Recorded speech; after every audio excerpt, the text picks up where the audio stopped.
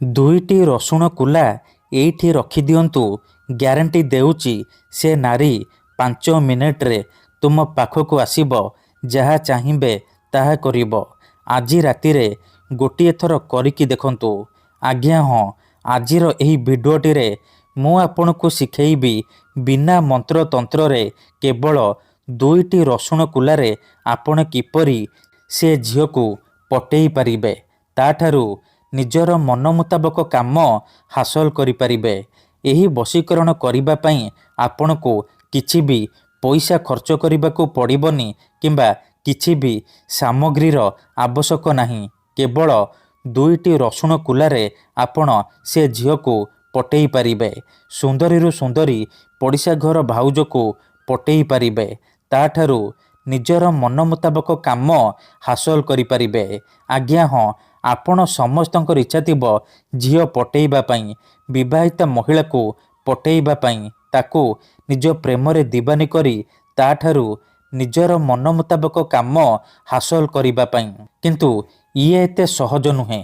ଏଥିପାଇଁ ଆଜିର ଏହି ଭିଡ଼ିଓଟି ଆପଣଙ୍କର ଇଚ୍ଛାକୁ ପୂରଣ କରିବ।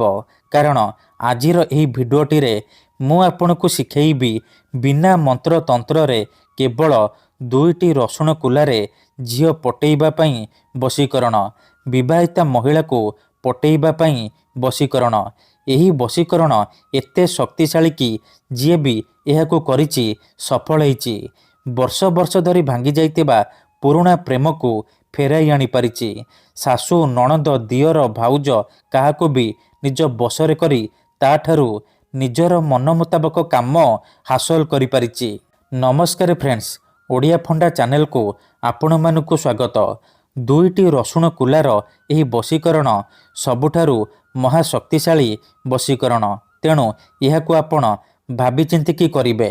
ମନରେ କୌଣସି ଖରାପ ଉଦ୍ଦେଶ୍ୟ କିମ୍ବା କୌଣସି ଖରାପ କାମ ପାଇଁ ଆପଣ 2ଟି ରସୁଣ କୁଲାର ଏହି ବଶୀକରଣକୁ ପ୍ରୟୋଗ କରିବେନି। ଯଦି ଆପଣ ସେ ଝିଅ ବା ମହିଳାକୁ ସତରେ ଭଲ ପାଉଛନ୍ତି, ତାକୁ ବିବାହ କରିବାକୁ ଚାହୁଁଛନ୍ତି, ତେବେ ହିଁ ଆପଣ 2ଟି ରସୁଣ କୁଲାର ଏହି ବଶୀକରଣ କରିବେ। ଅନ୍ୟଥା ମନରେ କୌଣସି ଖରାପ ଉଦ୍ଦେଶ୍ୟ କିମ୍ବା କୌଣସି ଖରାପ କାମ ପାଇଁ ଆପଣ ଏହି ବଶୀକରଣକୁ କରିବେନି। ଠିକ୍ ଅଛି, ତେବେ ଏହି ବଶୀକରଣ କରିବା ସବୁଠାରୁ ସହଜ। ଏହି ବଶୀକରଣ ଆପଣ କେମିତି କରିବେ, ଏହାର ପ୍ରୟୋଗ ବିଧି କ'ଣ, ମୁଁ ଆପଣଙ୍କୁ ଶିଖେଇବି। ସମ୍ପୂର୍ଣ୍ଣ ପ୍ରୟୋଗ ବିଧି ଠିକ୍ ଭାବରେ ଶିଖେଇବି। ଜାଣିବା ପାଇଁ ଆପଣ ଏହି ଭିଡ଼ିଓଟିକୁ ମୂଳରୁ ଶେଷ ପର୍ଯ୍ୟନ୍ତ ପୁରା ଧ୍ୟାନ ସହିତ ଦେଖନ୍ତୁ। ବିଧିଟି ଜାଣିବା ପୂର୍ବରୁ ଯଦି ଆପଣ ଆମ ଚ୍ୟାନେଲକୁ ପ୍ରଥମ ଥର ଆସିଛନ୍ତି, ତେବେ ଦୟାକରି ଚ୍ୟାନେଲକୁ ସବସ୍କ୍ରାଇବ୍ କରି ପାଖରେ ଥିବା ବେଲ୍ ଆଇକନ୍କୁ ମଧ୍ୟ ଦବାଇ ଦିଅନ୍ତୁ। ଯାହାଦ୍ୱାରା ଆମେ ଯେଉଁ ବି ଭିଡ଼ିଓ ଅପଲୋଡ଼ କରିବୁ ସର୍ବପ୍ରଥମେ ଆପଣ ଦେଖିପାରିବେ। ମନେ ରଖନ୍ତୁ, ଏହି ବଶୀକରଣ କରିବା ପୂର୍ବରୁ କିଛି ବିଶେଷ କଥା ଜାଣି ରଖନ୍ତୁ। ଯେମିତିକି ମନ୍ତ୍ର, ତନ୍ତ୍ର, ଯନ୍ତ୍ର, ବଶୀକରଣ ଇଏ ଏମିତି ସେମିତି କାମ କରେନି। ମନରେ ସମ୍ପୂର୍ଣ୍ଣ ବିଶ୍ୱାସ, ନିଷ୍ଠା ଆଉ ଏକାଗ୍ରତାର ସହିତ ଆପଣଙ୍କୁ ଏହି ବଶୀକରଣ କରିବାକୁ ପଡ଼ିବ।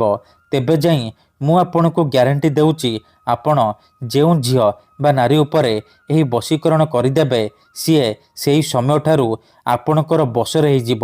ଆପଣଙ୍କର ସବୁ କଥା ମାନିବ। ଆପଣ ତାକୁ ଯାହା କହିବେ ସିଏ କରିବ।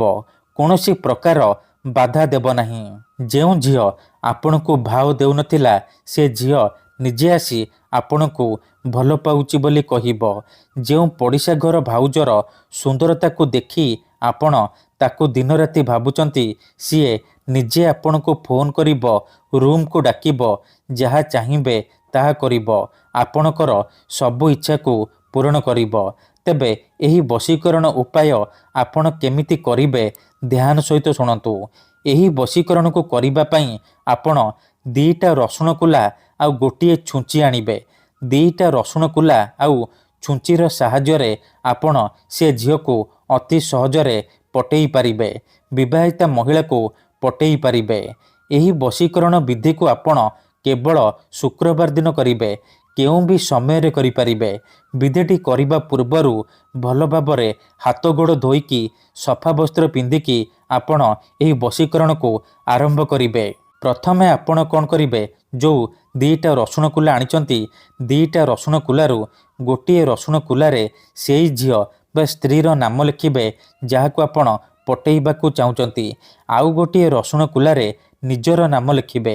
ତାପରେ ସେ ଦିଟାକ ରସୁଣ କୁଲାକୁ ଡାହାଣ ହାତରେ ମୁଠେଇକି ଧରିବେ ଆଉ 7 ଥର ସେ ଝିଅ ବା ସ୍ତ୍ରୀର ନାମ କହିବେ। ତାପରେ ସେ ରସୁଣ କୁଲାରେ ଫୁଙ୍କିଦେବେ। ତାପରେ ନିଜର ନାମ 7 ଥର କହିବେ। ପୁଣି ଆପଣ ସେ ଦିଟା ରସୁଣ କୁଲାରେ ଫୁଙ୍କିଦେବେ। ଏତିକି କରିସାରିବା ପରେ ସେ ଦିଟା ରସୁଣ କୁଲାକୁ ଏକାଠି କରି ସେଥିରେ ଛୁଞ୍ଚି ଫୋଡ଼ିଦେବେ। ଧ୍ୟାନ ରଖିବେ ଯେମିତି ଦିଟାକ ରସୁଣ କୁଲା ଛୁଞ୍ଚି ମଝିରେ ରହିବ। ଛୁଞ୍ଚି ଭଲ ଭାବରେ ସେ ଦିଟା ରସୁଣ କୁଲାରେ ଫୋଡ଼ି ହେଇକି ରହିବ। ଏତିକି କରିସାରିବା ପରେ ଆଖି ବନ୍ଦ କରିକି ସେଇ ଝିଅ ବା ନାରୀକୁ ବା ମହିଳାକୁ ମନେ ମନେ ଭାବିବେ। ତାର ମୁହଁକୁ ନିଜ ମନରେ ଭାବିବେ।